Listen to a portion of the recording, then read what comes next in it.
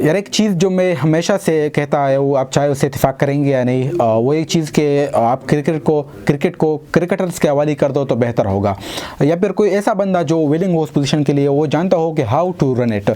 अब क्यों मैं कहता हूँ, नीचे आप ये दो तस्वीरें देख सकते हैं। एक साबिका चेयरमैन है रमीज़ राजा पीसीबी का, और एक मौजूदा चेयरमैन है मोहसिन नकवी साहब। अब ज़ाहिर बात है, सब जानते हैं कि रमीज़ राजा एक क्रिकेटर खुद ही रह चुके हैं, 1992 वर्ल्ड कप के फाइनल स्क्वाड का जो है वो हिस्सा भी रहे, काफ़ी जो है वो क्रिकेट का नॉलेज रखते हैं। जब उनकी तैनाती हुई एज अ पीसीबी चेयरमैन, उससे पहले भी टीम का आप ने तो हाल देखा होगा, और फिर जब उनकी तैनाती हुई, ज़ाहिर बात है इमरान खान ने उनको तैनात किया था एज ए पीसीबी चेयरमैन, और जब उन्होंने रोल संभाला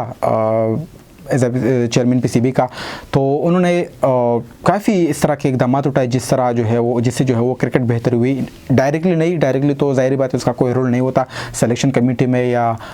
इस तरह के प्लेइंग 11 में, लेकिन इनडायरेक्टली उनका काफ़ी जो है वो रोल होता है एक चेयरमैन पीसीबी का। बहुत से जो है उन्होंने एक इकदाम उठाए, चाहे वो पे एडमिनिस्ट्रेशन लेवल में हो या जो भी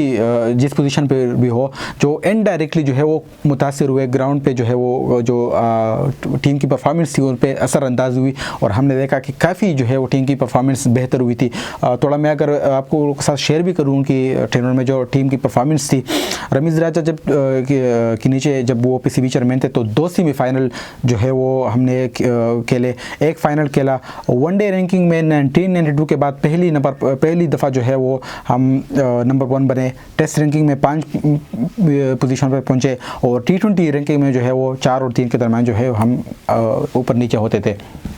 ये ओवरऑल थी रमीज़ राजा की नीचे पीसीबी चेयरमैन थे जब, तो ये टीम की परफॉर्मेंस थी, और काफ़ी जो है वो टीम बदली थी। लाइक जब कोई आईसीसी इवेंट आता था तो पाकिस्तान उसके लिए फेवरेट मानी जाती थी, लेकिन देन ज़ाहिर बात है आपको पता है कि इमरान खान की हुकूमत गई तो रमीज़ राजा भी गए, चेयरमैन पीसीबी नहीं रहे, और फिर जो है वो मोहसिन नकवी की तैनाती हुई वहाँ से।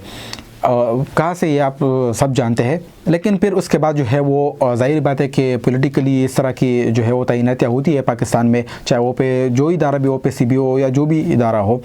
और ये तैनाती तो आप कह लें कि लाइक पॉलिटिकली भी नहीं थी, ये तो कहीं और से जो है ये तैनाती हुई थी मोहसिन नकवी साहब के। लेकिन मोहसिन नकवी साहब आए और फिर जो है वो वहाँ से क्रिकेट का जवाल शुरू हुआ। अब बहुत से लोग ये कहेंगे कि यार उसने तो काफ़ी अच्छा किया है, स्टेडियम रिनोवेट किया, बहुत से काम किए। बिल्कुल मैं मानता हूँ, उस चीज़ को मैं जो है अप्रिशिएट भी करता हूँ कि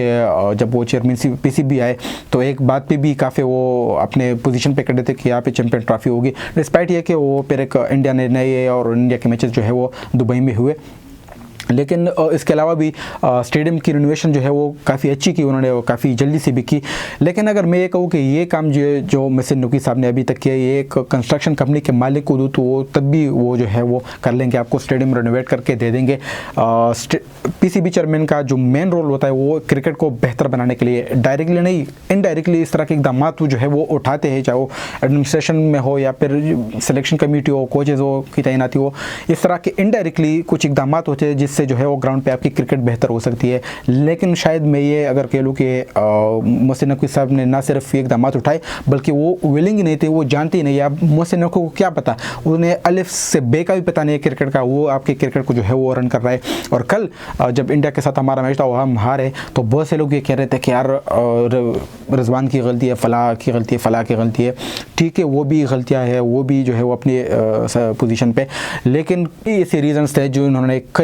कल जो है वो इनडायरेक्टली रिजल्ट्स पे जो है वो नज़रअंदाज हुए, और उसी वजह से जो है वो हमारी हार हुई। एक तो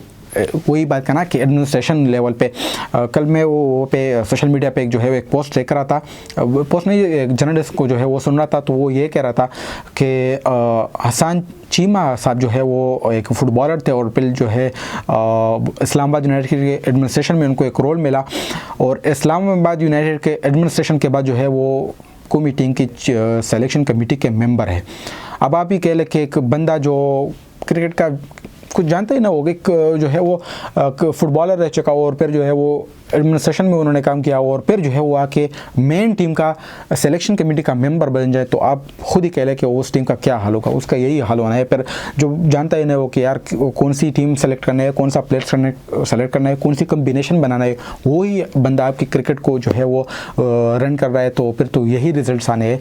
तो जैसा कि मैंने शुरू में कहा कि आप क्रिकेट को क्रिकेटर्स के हवाले कर देंगे तभी आप ये क्रिकेट जो है वो बेहतर होगी, नहीं तो क्रिकेट का यही हाल रहना है।